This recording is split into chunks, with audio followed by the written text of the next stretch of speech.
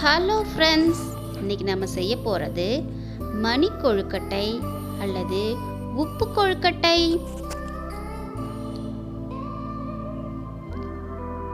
Welcome back to our channel without boring சமையல். ஒரு பாத்திரத்தில் 1/4 கிலோ பச்சரிசி மாவு எடுத்து வச்சுருக்கேன். 1 கப். இதில் தேவையான அளவு உப்பு சேர்த்து நல்லா கலந்து விட்டுட்டு வெது வெதுப்பான தண்ணியில் சப்பாத்தி மாவு பதத்துக்கு பிசைஞ்சு எடுத்து வச்சுக்கலாம். இது மேலே கொஞ்சமாக நல்லெண்ணெய் சேர்த்து நல்லா கலந்து விட்டுட்டு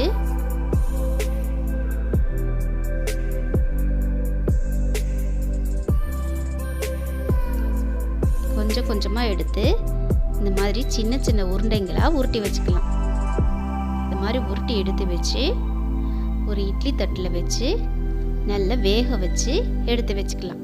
பாருங்கள், கொழுக்கட்டைகள்லாம் இப்போ வேக வச்சு இந்த மாதிரி எடுத்து வச்சுருக்கேன்.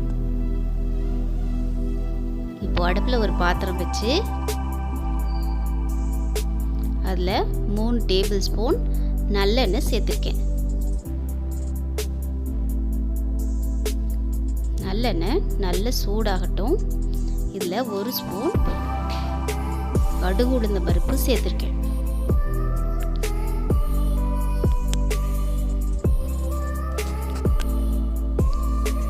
3 ஸ்பூன் கடலைப்பருப்பு சேர்த்துருக்கேன்.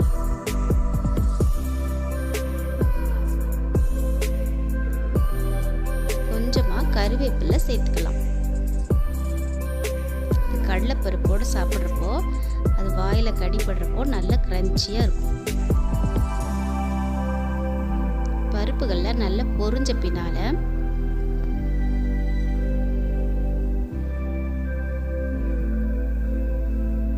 ஒரு பச்சை மிளகா, 3 காஞ்ச மிளகாவை கிள்ளி சேர்த்துக்கலாம். காரத்துக்கு இது மட்டும்தான், அதனால் நான் 3 காஞ்ச மிளகாயும் 1 பச்சை மிளகாயும் சேர்த்துருக்கேன். நீங்கள் உங்களுக்கு எவ்வளோ தேவையோ அவ்வளோ சேர்த்துக்கலாம். இதோட கொஞ்சமாக பெருங்காயத்தூள் சேர்த்துக்கலாம். சேர்த்துட்டு நல்லா கலந்து விட்டுட்டு நம்ம வேக வச்சு எடுத்து வச்சிருக்கிற கொழுக்கட்டைகளை அதில் சேர்த்துக்கலாம். சேர்த்து நல்லா கலந்து விடுங்க.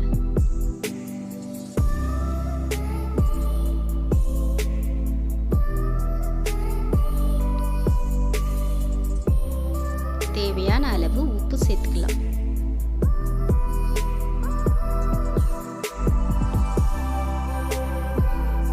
நல்லா கலந்து விட்டுட்டு சின்ன கப்பில் 1 கப் தேங்காய் துருவல் எடுத்து வச்சிருக்கேன்.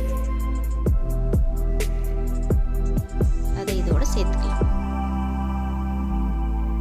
சேர்த்துட்டு நல்லா வதக்கி விடுங்க. தேங்காய் துருவல் எல்லாம் இந்த கொழுக்கட்டைங்களில் ஒட்டுற மாதிரி நல்லா வதக்கி விட்டுக்கலாம்.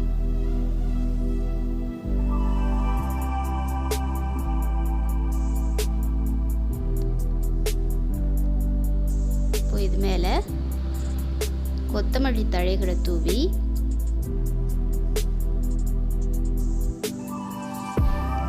நல்லா மிக்ஸ் பண்ணி இறக்கணும்னா நம்மளோட மணி கொழுக்கட்டைகள் ரெடி.